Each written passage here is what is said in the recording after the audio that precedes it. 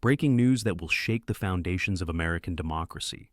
The United States House of Representatives has just cast a vote that echoes through the corridors of history, approving the first article of impeachment against Donald Trump on charges of abusing the immense powers of the presidency. Democrats have secured the majority needed on this crucial article, cementing an irreversible moment in the constitutional process of holding a president accountable. With this single vote, Trump now joins the ranks of only two other presidents in the entire history of the United States to face impeachment, a stain on the presidential legacy that cannot be erased no matter what happens next. Another vote on a second article of impeachment looms just minutes away. But before we plunge deeper into this unfolding constitutional crisis, we must pause and dissect what this truly means and what it emphatically does not mean, because right now, confusion is spreading like wildfire across the nation. The House has not voted to forcibly remove Trump from the Oval Office. He has not received orders to resign. No dramatic emergency transfer of power has taken place in the dead of night. What has transpired is the formal approval of impeachment articles, launching the next phase of a constitutional process that was designed by the founders to check presidential power when it runs dangerously off the rails. The situation remains volatile and unpredictable, and the ultimate outcome now rests on votes yet to be cast and proceedings yet to unfold. Washington is witnessing history being written in real time, but the final chapter remains unwritten. Inside the chamber of the House of Representatives, something profound and permanent has occurred. The vote on the first article of impeachment has been tallied, and Democrats have the numbers.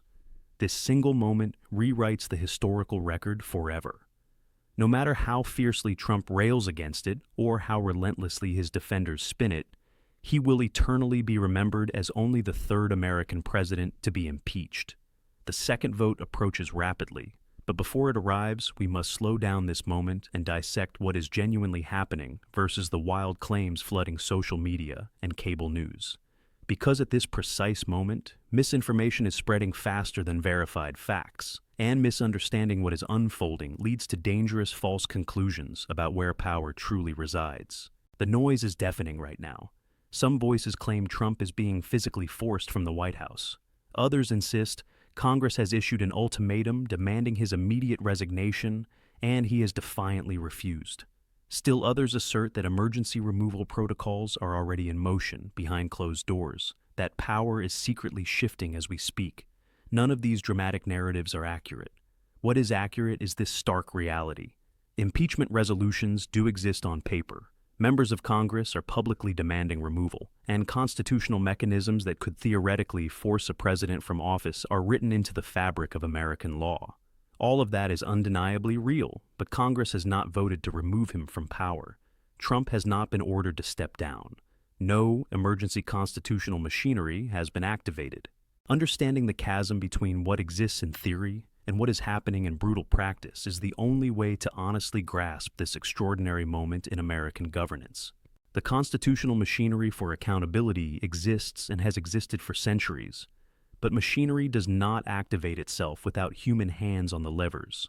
This president has demonstrated throughout his time in office that he operates not on abstract constitutional principles or concerns about institutional stability, but on raw calculations of personal benefit. When confronted with questions of national interest, international alliances, constitutional norms, or global security, these weighty matters register with him only when they intersect directly with his own power and personal protection. This is precisely why evidence alone never guarantees removal from office. Evidence merely establishes the grounds for action.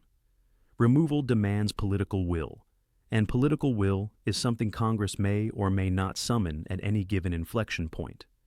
This distinction is not some academic exercise in constitutional theory. It is absolutely everything that determines what happens next. Before we venture further into this political labyrinth, we must confront an uncomfortable truth about the media environment enveloping this story. Headlines are engineered to trigger emotional responses, not to accurately convey the grinding procedural reality of congressional action. Sensational framing generates clicks and views, but it consistently distorts what is actually transpiring inside the Capitol building.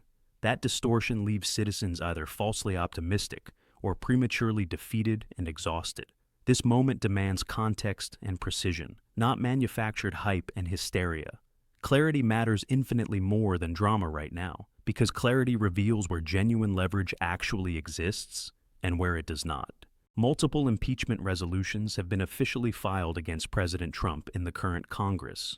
These are not unverified rumors, leaked drafts, or speculative trial balloons. They are formal congressional documents entered into the permanent public record. House Resolution 353 stands as the most comprehensive, containing 7 distinct articles of impeachment that read like an indictment of presidential conduct. Article 1 charges obstruction of justice.